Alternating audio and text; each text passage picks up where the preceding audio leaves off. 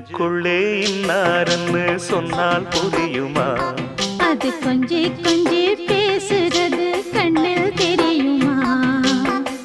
உலகே அழிஞ்சாலும்